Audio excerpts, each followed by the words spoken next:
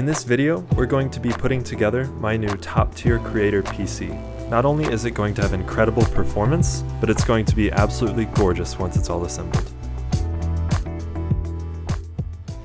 It's going to be replacing this PC, which was built back in 2018. Now that doesn't seem like a long time ago, but that was 7 years ago. Sorry for the reality check. It's got an Intel i7-9700K, 64 gigabytes of DDR3 RAM, and an RTX 2080. Now, while this was top of the line when it was first built, and it can still play 1080p games at 60 FPS, it really starts to show its age when I'm doing things like 3D modeling or video editing. I mean, this poor thing can't even hold up its own graphics card anymore. A few months back, I decided that I wanted to start shooting video in 4K, so I bought this 4K 144Hz 32-inch monitor from MSI, not realizing that the 2080 was not going to be powerful enough to drive it. To be fair, I was not the most educated when it came to PCs. I didn't even realize that this one didn't have intake fans. But luckily, over the last few weeks, I've done a ton of research and learning in preparation for my new build. Now, before we get into the build, I want to talk about my design goals for this computer. Now, I broke this down into 3 categories: performance, future relevance, and aesthetics. Let's start with number 1, performance. I want a system that's going to be able to game, edit videos very smoothly, and utilize my nice new 4K monitor. If all of those things are met, then I should have no problem running any 3D modeling software or any programming software that I might want to run. Now, I don't want it to just perform well now. I want it to be very reliable and robust over time. I don't want any system failures, blue screens of death, stuff like that. Goal number 2 is to future-proof it, and that means one of 2 things. Either it is upgradable, so maybe I want to upgrade the CPU, I won't need a whole new motherboard to upgrade it, or the PC is just so powerful that I won't have to upgrade anything over the next few years. Now, there's another aspect to all this too, where once this PC reaches the end of its life and I move on to the next PC to keep up with the times, I don't want this PC to be collecting dust. I want it to be useful. Either it should be a NAS or a local AI server, or just a server for my home lab. Goal number 3 is the aesthetics of the PC. I love beautifully designed things. They make me happy. While a beautiful PC isn't going to perform any better than any other PC, unless it has RGB, which makes it faster, it's a fact, I do want a beautiful PC. And it doesn't only include looks, I also want it to be very quiet. So I'm including how loud it is in this equation. And that sound part is especially important to me because I create all my videos in this room, and I don't want a computer that is going to make a lot of noise that just pollutes all of my videos. So how did these design goals help me choose specific PC parts? Before we talk about each specific part, I want to start at a more granular level and walk you through my thought process as I put together the part list for this PC. So first off, what kind of CPU did I choose? I went into this project leaning towards an AMD CPU. I feel like Intel, their success is only really because of their massive market share and their monopoly over time. Well, I feel like AMD, while they're not in their AM4 chipset golden age, they are still winning the race in terms of performance. Also, with Intel's 13th and 14th generation processors kind of dying over time, that further just sealed the deal for me. I also like that AMD's AM5 chipset is going to be supported through 2027, so if for some reason some new technology comes out and that chip is just like amazing, then I have the opportunity to upgrade to that if I want to. Now, at first I was leaning between the 7900X and the 7950X, a 12 and 16 CPU core respectively. I ended up realizing that the 9900 and 9950X weren't that much more expensive. Now, while that extra price didn't result in extra performance, it did have one thing that I was very interested in, and that was more efficiency and better thermals as a result. Now, I know that might seem like a weird choice to some of you, but I really wanted to cool my PC with air, not with liquid. It seems like AIOs or all-in-one coolers tend to fail at the pump, and I really didn't want to risk some type of leak in my PC. So I wanted something very robust and reliable, but still quiet, and that made me want air cooling. And with a more efficient CPU that has better thermals, I should be able to get away with air cooling. I ended up going with a Noctua NHD15. I have a lot of respect for Noctua. I love their engineering and their design and all the effort and work that goes into creating these. Also with these air coolers, if someday you don't have the parts to attach it to your CPU or your motherboard, you can just request them and they will send you those new adapter parts so that you can continue using the same air cooler forever. It's basically a lifetime warranty, sort of. Now I feel like when you're building a PC, when it comes to the motherboard, you really want to spend a little extra money on that and make sure that it's going to last longer, because that's kind of a difficult part to upgrade. I'd been looking at the Asus ProArt motherboards because they're geared towards creators, and I like to feel like a special snowflake about being a creator. So I ended up going with the X870E ProArt motherboard. Now this motherboard not only has 4 M.2 slots, but it also supports PCIe 5, and it has a 10 gigabit and a 2.5 gigabit Ethernet port directly in the motherboard. Not only that, but it has tons of I/O on the backside. Not only will this be a great motherboard now, it should be a great motherboard in a NAS or some home server one day. Now I know I could have just gotten a 10 gig NIC for pretty cheap, but it's one less point of failure, and the ProArt motherboard is gorgeous. For RAM, I wanted both the fastest I could get and the most storage I could get, but I really wanted to balance that with reliability. The capacity is because I often have lots of apps open, like Notion, a 3D modeling software, a slicer, internet browser of course with loads of tabs, and then sometimes I want to video edit it with all that open. Now Premiere Pro and After Effects easily eat up the 64 gigabytes of RAM that I have now. So I decided that I would go for even more RAM than I ever have. It ended up being more expensive than I originally anticipated, but I ended up going with two 48 gigabyte sticks of blazing fast DDR5 6000 megahertz CL30 RAM, totaling a total of 96 gigabytes of RAM. For storage, I wanted a really fast main drive, or boot drive, where I would store my OS and all of my applications, so that when I start them, they just start up extremely quickly. Also, my media caches while video editing would be stored here too, so that the editing software could quickly access them. I decided between my OS, all of my apps, and some extra space for files, while leaving some headroom, 2 terabytes would be plenty for me. Now this is the point in the video where you can go down in the comments and unequivocally call me a clown for this choice. But since my CPU motherboard combo supported PCIe 5, I really wanted to try a PCIe 5 drive. There are only a couple of models available, I think mostly due to the lack of demand, because you don't really get much out of a PCIe 5 drive. I mean, PCIe 4 at the top end allow you to get 7.5 gigabytes per second of read and write, while the PCIe 5 drives only get you 10 gigabytes, so a 2.5 gigabyte increase, which 33% is a lot, but there aren't really many softwares that can utilize that, especially for everyday consumers. But while there aren't currently many uses for it, the tech enthusiast side of me and the hope for this to be a future-proof computer, it made me want to get one of those PCIe 5 drives. I'm really hoping that people develop software and drivers that will be able to utilize the blazing fast 10 gigabytes a second that I'm already getting. I ended up going with the 2 terabyte ADATA 770, which can in fact reach read and write speeds of 10 gigabytes per second.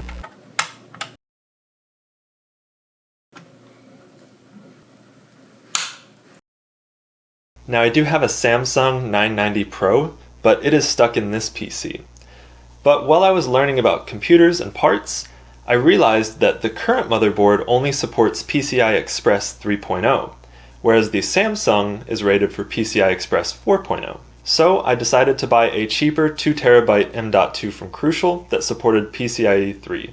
With the M.2 swapped out, I was now ready to pass this computer on to my wife for light gaming and productivity. Now, while I do have 4 M.2 drives, moving forward, I'm unlikely to buy any more. For future storage, when I want to archive video footage, I will just get a bunch of high-capacity 3.5-inch hard drives. The only time I'm likely to get another M.2 is if I want to have another OS that I can boot to, like Linux. So if I decide to do that, I'll probably just get some 1 terabyte or 512 gigabyte drive. Now this second drive is where I'm going to store a lot of my frequently used files or all of the video footage that I'm currently working on for videos. I'll also likely install my games on this drive because currently games don't benefit from very fast speeds, so I may as well put it on the slower one and give my main boot drive some more life. Now you might be wondering what I did about a GPU, because if you keep up with GPUs, they've been terrible lately. Originally, I wanted to go with an AMD GPU for this reason, but I quickly learned from others on the internet that they really are just gaming cards for now. They're still not that effective in the productivity workspace. So I felt like for now I still had to go with NVIDIA cards. And at the time I was looking, there were ProArt 4080 Supers that were around $1,100, which was a lot, but they quickly spiked to about $2,000, and I was not gonna pay that much for a GPU. Luckily, I'd heard whispers of the 5000 series coming out, and I decided to hold off until then to see if I could get one on launch day. Particularly, I wanted a 5080 Founders Edition card, which would be about $1,000 if I managed to get it from their website. But when that day came around, I, like many others, was left with both an empty cart and an empty heart. So I took to Facebook Marketplace and I tried to find deals on used cards that people were letting go, hoping that either they're done with their PC or they're upgrading. Even then, people were still charging over $1,000 for a 4080.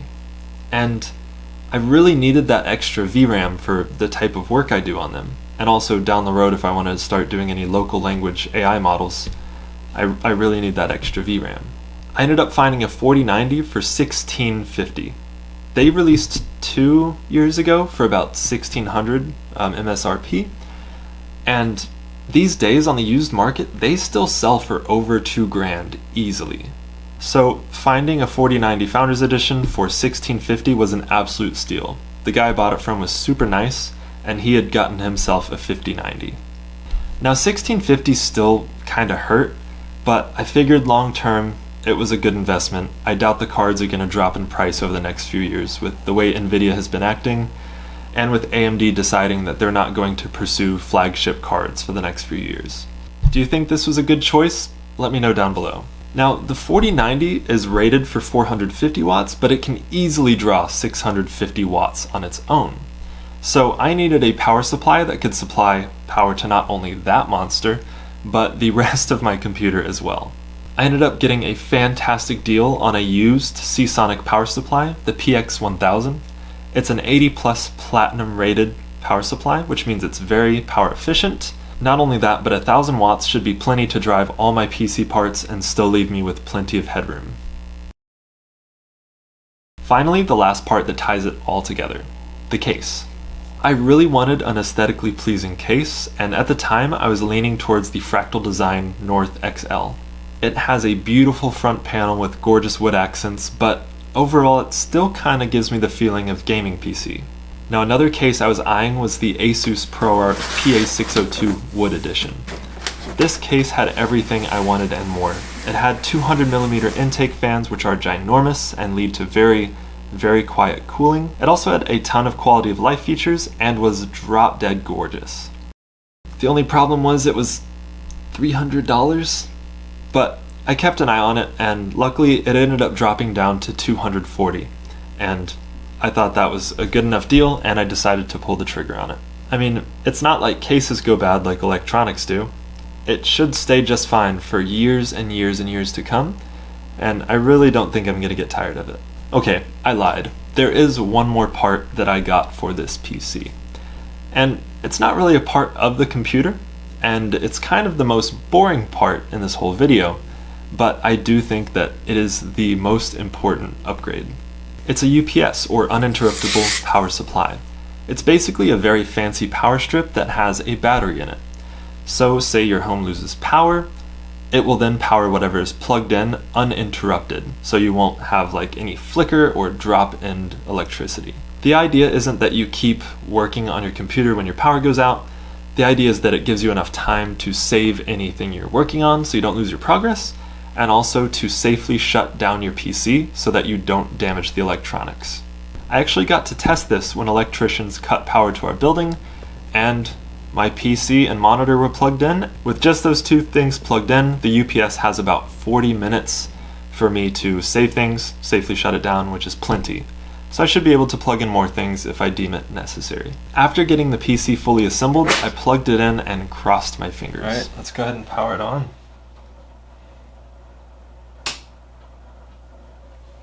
Alright, no explosions so far.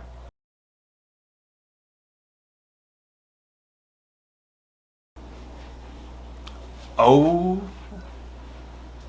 4300, got the processor, got the memory.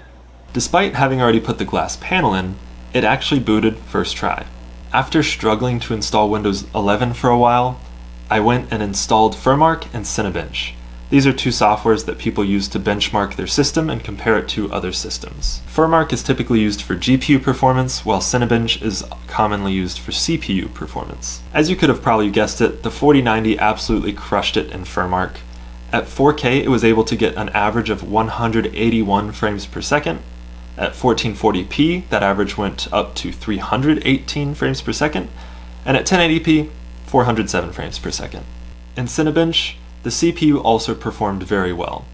It got 2146 points for multi-core performance and 136 points for single-core performance. Now, this doesn't really tell you much like frames per second does, but they both performed very well compared to other CPUs. Now, unfortunately, I for some reason can't figure out how to monitor the CPU temperature. I downloaded a ton of programs that are supposed to expose that information from the BIOS to Windows, but none of them reported the CPU temperature. All I could get was the onboard GPU of the 9950X, and that stayed at 45 Celsius despite using the FurMark CPU loader, which just absolutely hits your CPU and has it at 100% utilization for a while. So as far as I can tell, the cooling performance of the Noctua air cooler is fantastic. Now, while the onboard graphics temperature is a very poor surrogate for the actual CPU temperature, I feel comfortable enough that the cooling is performing well.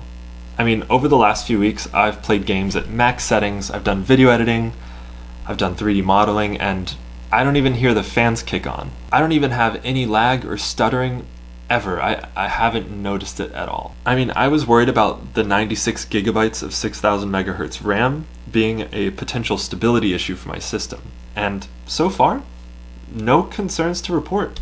When I was planning to put this PC together and while building it, I really expected to be wowed when I first started using it for all the tasks that I'm used to lagging on my other PC. Weirdly enough, I didn't really notice anything. And that was the beauty of it, was there was no lag. It was just a very responsive, snappy, there was nothing to complain about. So that was a bit of a weird experience, but I am extremely pleased with this PC. It performs extremely well, it's reliable, and it's just gonna last a long time, which I'm very happy about. That's gonna wrap it up for this video. I know this isn't the same as the 3D printing content that I typically do, but this is a tool that I'm going to use a lot in the creation of these videos and all the projects I do, so I felt that I wanted to talk about it, talk about my decisions, my goals, what I learned, and that sort of stuff. So I hope you got something out of this, and maybe you'll learn something from it and apply it to your own PC build. If you want more in-depth details about this PC or my thought process on it, I'm going to put together a page on my website, so there will be a link to that down below. Also, if you're interested in any of these parts, or you're going to be building your own PC, it would really support the channel if you use the links down below to either buy the parts that I used, or just to go to Amazon and shop for them. But honestly, the biggest way you can support the channel is, I mean, if you made it this far, you've already done it. It's to watch these videos and to learn from it. And really pass on the things you learn to others and inspire others to do really cool, really great things. So, if you're doing that, thank you so much. I couldn't ask you for anything else. So, as always, I can't wait to see you in the next video. Bye.